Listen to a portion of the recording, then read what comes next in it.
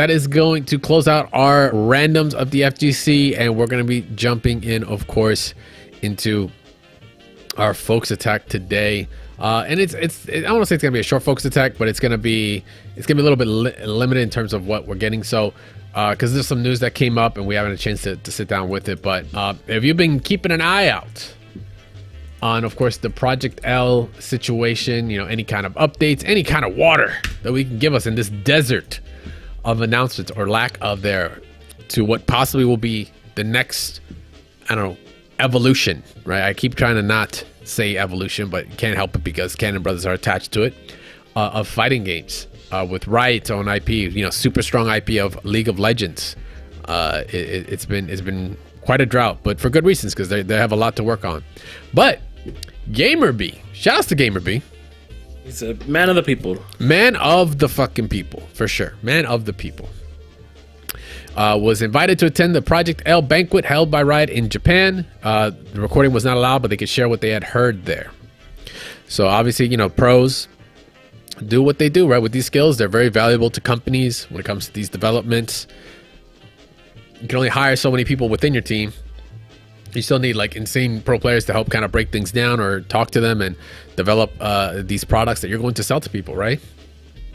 So took to translate it via ChatGPT. Once again, AI, Skynet. Shout outs to Skynet for making this possible. If it wasn't for Skynet, we wouldn't get this news. They're going to give us the game before. Yeah, right. Just kind of translated and talked about a lot of different components, things that they were discussing within this event that was held. But some of the key points were recorded to just, you know, obviously to translate later. So Project L, which will be just called L moving forward, aims to be the next generation of fighting game in the fighting game genre. It doesn't mean it'll abandon old players. Therefore, Project L will be a game that allows players to put all their passion into it, but they also don't want to set the threshold too high and scare off new players. Makes sense, right? They want the most amount of people in. You don't want to scare off a whole, what could be now a whole other generation of players. It is confirmed that the game will be, of course, free to play. The game is still far from the closed beta stage, let alone release. They want to create a 2v2 game with speed, distinct visuals, powerful attacks, easy to understand defense and counter system, blah, blah, blah, blah, blah. So, you know, a good game. All you had to say was it's a good game. Yeah, we all know. We've seen some of the gameplay. Project L will be a permanent version of a fighting game, officially called the live service, which means there won't be a sequel, but continuous updates. Kind of long, you know, talked about and kind of expected, to be honest. But now that we get this confirmation, good. You know, it makes sense. This is just what Riot does, right? They don't make a League of Legends 2. We're not technically getting a Counter-Strike Go-To. We're just getting a Counter-Strike 2 now after, I don't know, however many years. I know that's Valve. I'm just making a distinction between those two. So don't flame me in the comments. Overwatch put themselves in a situation to make part 2 when they they just want we're not gonna get into that conversation, but I'll put it here. They just wanted to separate themselves as much as possible between a lot of all this other stuff that went down with Blizzard. In a sandwich. Go on.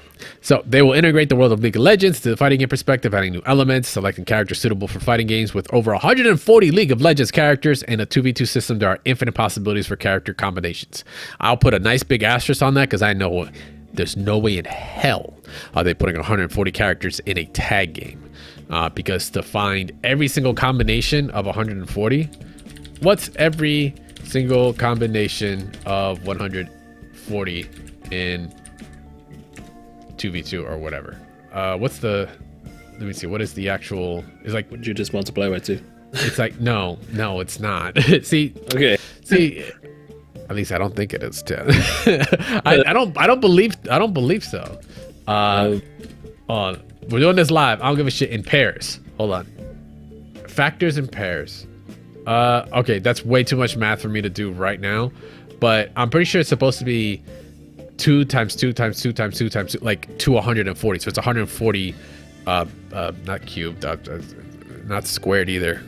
Is it cube? We're hurting our minds. Yeah, damn. Use the Pythagorean theorem and move on. Yeah. A squared plus B squared equals these nuts. No.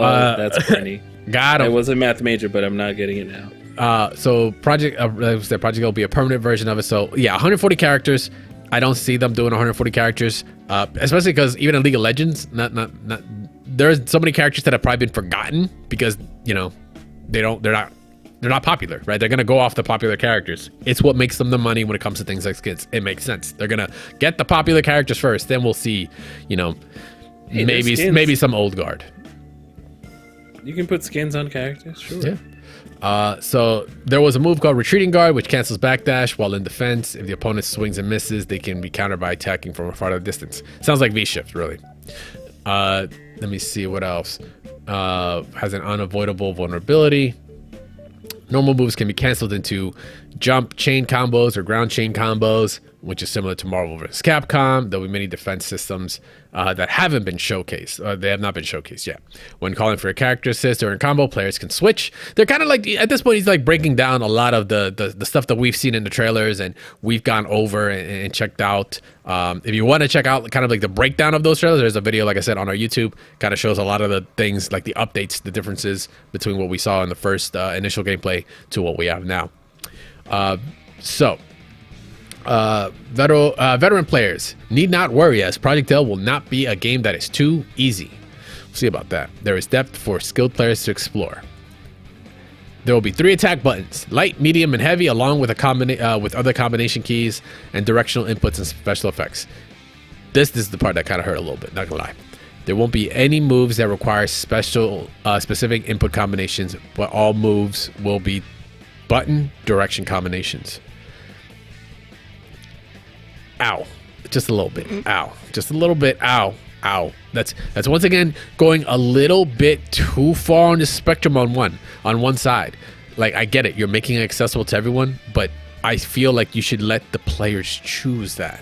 Like, that's my biggest gripe with it. Street Fighter 6 is doing it, and I think they've got the best system so far on it. They've gotten the evolution of it. You got your classic, which is, original fighting games. You got your modern, which is just kind of this.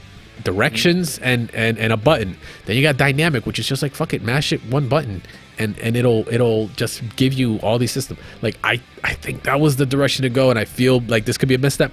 But once again, take it with a grain of salt, because if they see how well Street Fighter 6 is going to be taken in when it comes to these control schemes, they might just be able to go back and change that. So we'll have to see. Yeah, it's Power Rangers, I mean, obviously has the most success with it, but again, not many people are playing it. Maybe the learning curve, maybe the long combos, I don't know. The IP, there's a couple other things. But yeah, so pro esports environment, and some may worry that the official tournaments will displace community events. Therefore, there'll be a limit on official tournaments and community events that can use L to organize events.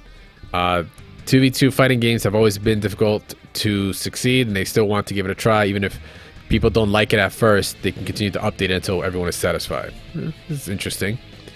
The cooldown system in Rising Thunder will not appear in L because depriving players of their actions is a bad thing. Yeah, like, execution, right? I don't think that's the great thing to kind of deprive people of, but it is what it is. Someone asked about like height, character height, because you have characters that are tiny, like Teemo and Annie and Lulu. Those are all different characters that are like really small midgets in the game. Not midgets, they're like animals, but they're like really tiny. They're not giving a direct answer, but I'm assuming they're probably going to make them be like, probably in some sort of something that's lore related that makes them normal height, I would guess. I don't know. It's still so early. That's such a very specific question to ask.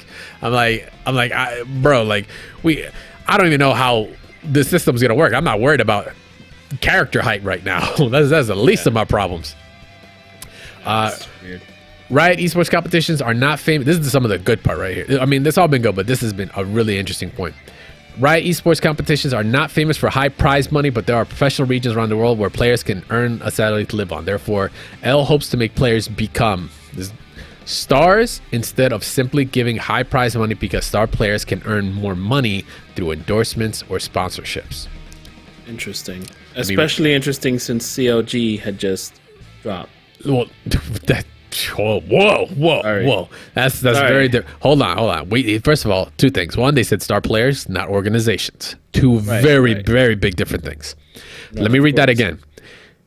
hopes to make players become stars instead of simply giving high prize money, because star players can earn more money through endorsements and sponsorships. It's about creating player brands. Like, the players themselves are brands. There are players out there that are brands that, like, you attach them to anything, their 10, 20, 30, hundreds of thousands of fans are going to come with them because of the player. They don't really give a fuck too much about the org, but when the org slaps the player's name on their jersey, they're a fan of the player first. The org still gets money, or whatever endorsement and sponsorship gets attached to it. So they see there's a clear difference there. So they're not going to come out and just be like, $1 million tournament. No offense to Capcom, but they've got stuff established there. Players can become stars from that there. But this is relatively unknown, right? This is Riot's first go in, and they're not just going to try to come out the gate and be like, come here because of money, because that's artificial. You're not letting it grow normally. So that's why they state in the next one, they believe that rather than having big competitions at the beginning, they hope to first ensure that players are satisfied with the game, and then focusing on building an esports environment. Yep, not backwards like Street Fighter V did, or Overwatch. Oh, what? That game? Yeah, that game. Yeah. So create a game that players can identify from actions, so that there may be summoner skills for players to choose from. Both characters have to be, this is a good one. Both characters have to be KO'd to win in each game. And each game will have at least 2 rounds. I was wondering if this is going to Street Fighter X Tekken route, where it was like you knock out one, you had 2 health bars, but you would go back and forth, and if you knock one character out, that was it. They're like, no, this is traditional Marvel. You gotta get rid of all those health bars. But it says at least 2 rounds. This is gonna be a long game. This could at least be 2 rounds. I mean, yeah, that is also true. I forgot. Like in Marvel, imagine Marvel. Like you have to go kill 3 characters, and then you have to do it again in order to win the game. Not even the set, just the game. Right. Or cross tag battle, where it was like, I mean, the games will go by fast, but to be 2 out of 3, that'll mean that the game has to turn into 2 out of 3 in a tournament to hold the brackets up. Just saying. Yeah, that's an interesting concept there. Comeback system, when only one character is left to be hit, has not yet been decided whether to be made. So they don't have anything implemented, such as X Factor, depending on which one players prefer in the future, voting with or without comeback mechanics. Different regions will have different servers, so players close to the server will have better connections, unlike other fighting games that only use P2P.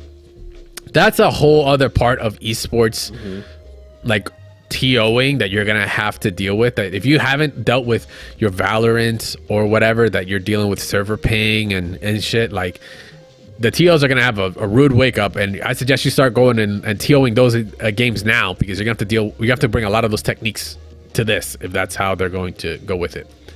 Currently no consideration for a character leveling system like LoL, but it may be added if players like it. I thought so. I thought items, kind of like your gems in Street Fighter X Tekken, or your Infinity Gems in Marvel vs. Capcom Infinite, like gave you different play styles, and I thought that would be a cool thing to do, because in League, if you don't know, in League you can pick different items, and you have complete items versus partial ones, and use money to do it. Yeah, exactly. But you could just do loadouts where maybe they only have like this region, Ionia, Demacia, or Bilgewater. Those are a bunch of different regions in Runeterra.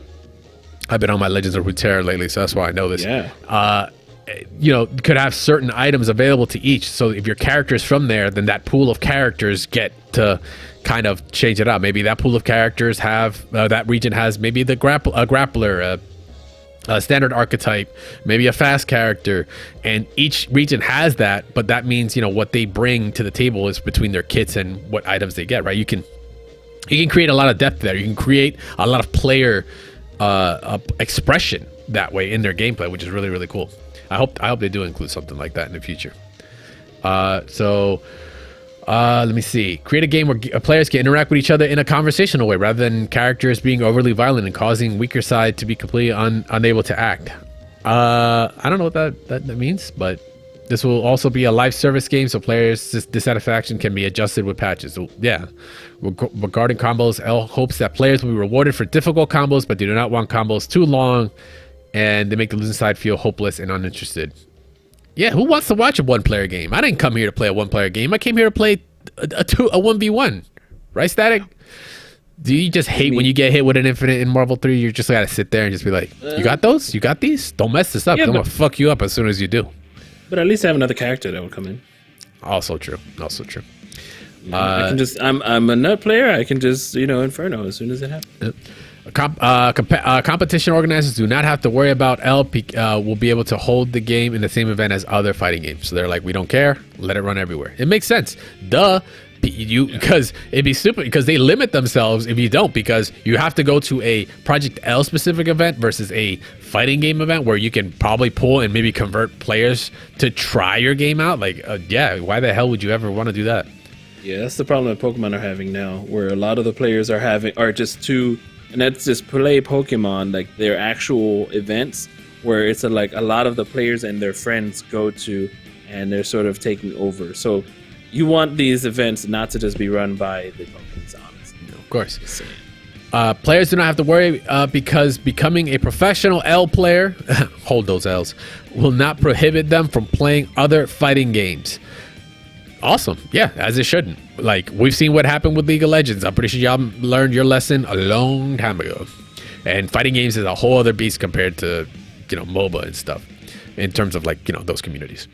They are working hard to coordinate with PlayStation and hope to create a fighting game with the same input lag across all platforms. That was interesting. I don't remember hearing about consoles.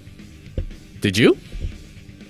For this game, no. I don't remember hearing about consoles. Yeah. That's what's so crazy. It's just like we don't even know yet. So it's just that they're working hard to coordinate PlayStation.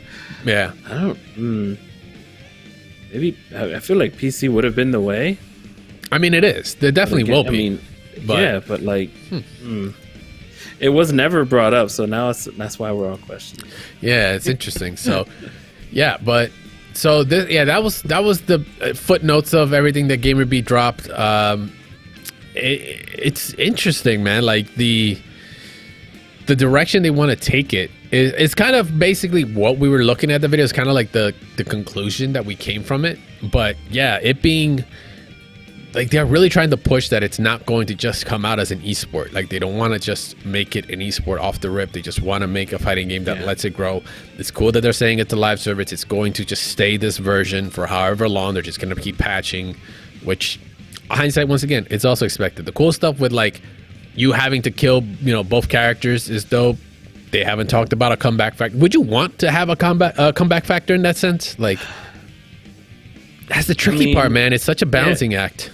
Well, Marvel 2 didn't have it, and I keep thinking about back to that game and those real comebacks. Yeah, you had Cable. He was a comeback factor. You had Storm would be, those broken characters.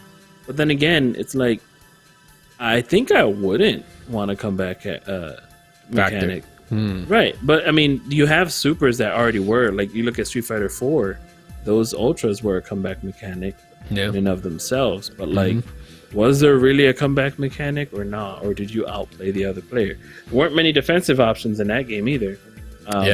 So